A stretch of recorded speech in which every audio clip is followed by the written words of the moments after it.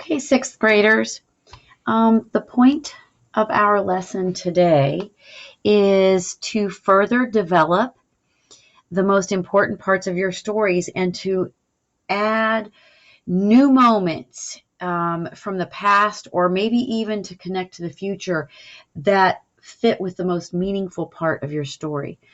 Now, yesterday or the previous lesson was about internal and external thinking. And I know a lot of you that expanded your personal narratives extremely. That is just such a great tool to use because so many times we want to use the external thinking like a summary of what all happened, but we don't include the internal, from your perspective, what you're thinking and feeling. And so that embellished and added a lot to your stories, and it helped with elaboration.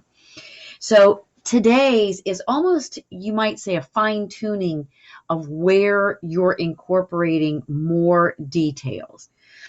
So the first thing you're going to have to do is you're going to have to pay attention to what is the most important moments from your story when you get started today.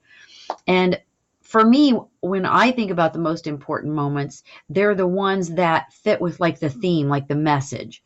Like, what is it? What do I think is the most important thing in this? Why am I basically even telling this personal narrative? Why is it meaningful to me? And those moments are the ones that you really want to elaborate every detail. So I'm going to give you an example after I add to our list here. So you can see in bold what is today's. Elaborate on important scenes that show what the story is really about. Include new scenes remembered from the past or imagined in the future that help show what the story is really about. All right, so I know you're very familiar with Everything Will Be Okay, and I'm going to jump over to that story a moment. And this is the part where his brother is driving him to the vet, and he believes that his brother is going to fix the cat, help it get better. And it starts out, Dr. Milk is not there when my brother pulls the car into the parking lot. It is after hours. My brother has a key. I am so impressed by this. Up to this point, he's realized he's not quite like his dad and brothers, but he still really respects them. Come on, Paul says in his take charge voice. Get that box now. Bring it on in here. He flicks on the light in the waiting room. You're coming in back with me, he commands. I'll need your help. What are you going to do? I ask. I am holding the box tight against my chest. I feel Smokey moving around inside. What do you think? He says. You heard your mother. That kitten is sick, bad sick. She's your mother too. Well, she happens to be right, Paul tells me. With an animal that far gone, you don't have a choice. It's got to be put to sleep. I think the tears I jam back into my body are going to kill me. I think if I don't let them out, they will kill me. But I won't let them out. I won't let Paul see. You do have a choice, is all I say. I hug the box for dear life and move to the door. Paul moves faster. Come on now, he says, gently taking hold of my arm. Be a man. I'm not a man, I tell him. I don't want to be. You've got to do what's right. That kitten is half dead as it is. Then it's half alive too. He shakes his head. You always have to one-up me, don't you? He says. I don't know what he means, but I do know that no matter what I say, he is going to do what he wants to do. A few minutes later, we are in the back room. The box is empty. Smokey is inside a big old pretzel can with a hose attached, clawing at the can's sides as my brother pumps in the gas. He is telling me it is good for me to watch this. It will toughen me up, help me be more of a man. Then he starts to lecture me about different methods of putting animals out of their misery. But all I can hear is the scratching and then the silence. All right, I'm not going to read this whole remaining part, but if we go to the end of this, where he says, I will decide for myself what kind of boy I am, what kind of man I will become. And he basically says he's not going to do what his brothers and father have done. So that is like the point of this. story, he wants you to realize how he has decided to not be like his dad and brothers. However, these detailed moments and mostly dialogue is what he uses. Those extreme particular details is how he spreads this moment apart and makes you realize why he doesn't want to be like his brother and father.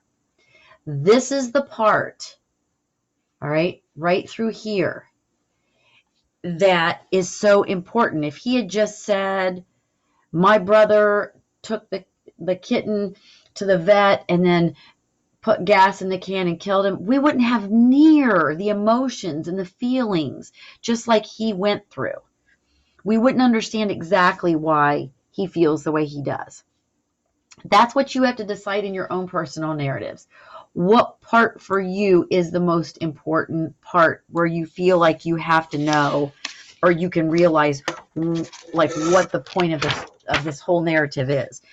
I'm going to show you just one more example of how someone improved theirs. All right, and in this particular story, well, I think you'll get the idea. I'm going to read the first version.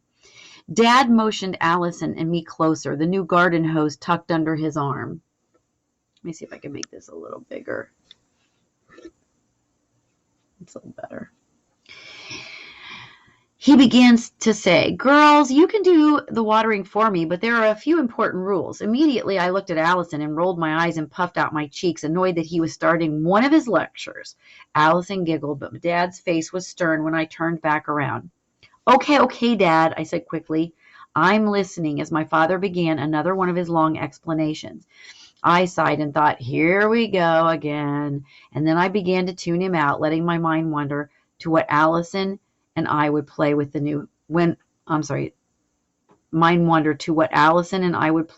hose. Okay.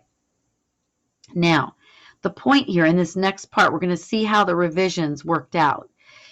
And this author says, I rewrote those parts, all right, with more elaboration.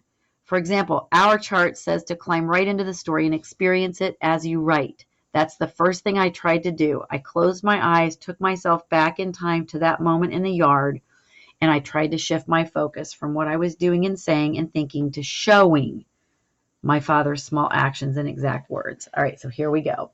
Here's the new and improved.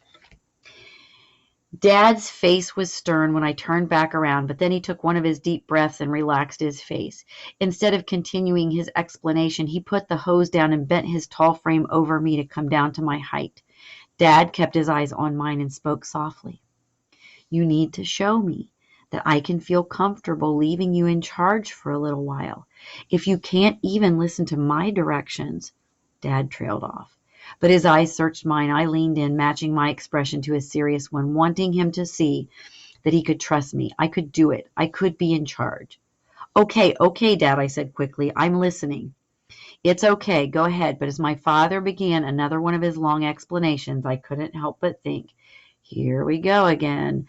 I kept my eyes on Dad and the hose, but I tuned him out and let my mind wander to what Allison and I would play with the new hose.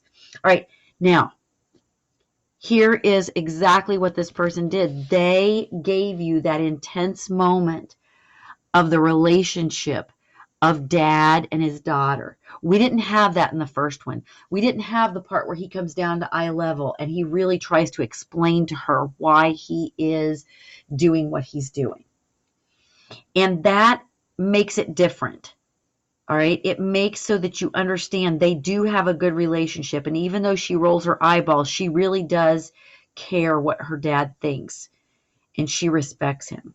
So you just get a whole different feel for it. So your task today is to think about what is the point of your narrative? Why did you write it to begin with? And go to that part of the story and spread it apart with details. It could be dialogue. It could be description. It could be just more of what actually happens, actions. But you have to think about how you're going to do that and make it even better. All right, and the new and improved.